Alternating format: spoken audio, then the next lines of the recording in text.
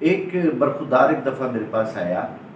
वो barber shop थी उसकी और वो तकरीबन उसकी 23 साल 24 साल के करीब उम्र थी। और मुझे आके कहने लगा, सर मेरा एक प्रॉब्लम है। मैंने कहा क्या?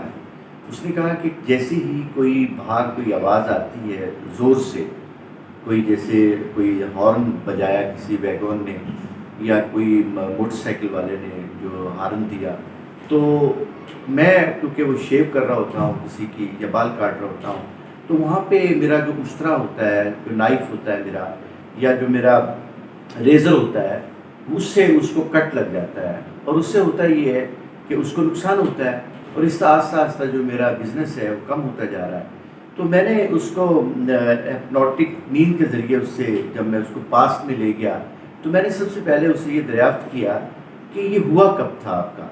तो उसने मुझे हिप्नोटिक नींद के ज़रिए जो जो अपना वो बताया कि एक दफ़ा किसी बच्चे ने बचपन में मेरी जेब के अंदर शब रात में एक पटाखा जो था वो डाल दिया था, और जैसे ही वो पटाखा चला था उसके बाद ये मेरे अंदर खौफ पैदा हो गया था।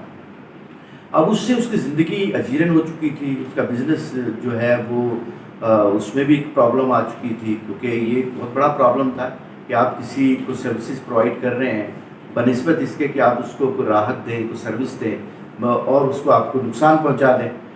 तो मैंने उसको हिप्नोटिक नींद में लेके गया फिर उसको, और वहाँ से जो उसके वो जो खौफ पैदा हो चुका था वो मैंने वहाँ से उसको रिमूव किया।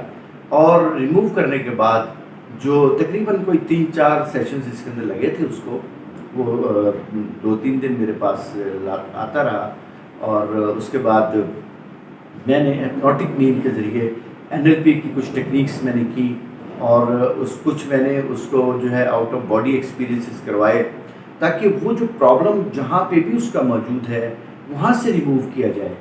होता ये है कि हमारे जब हम किसी भी प्रॉब्लम्स को अपने माइंड के अंदर लेके आते हैं, तो असल में हम कहीं ना कहीं उसकी एक पिक्चर बनाते हैं राइट पे या लेफ़्ट पे।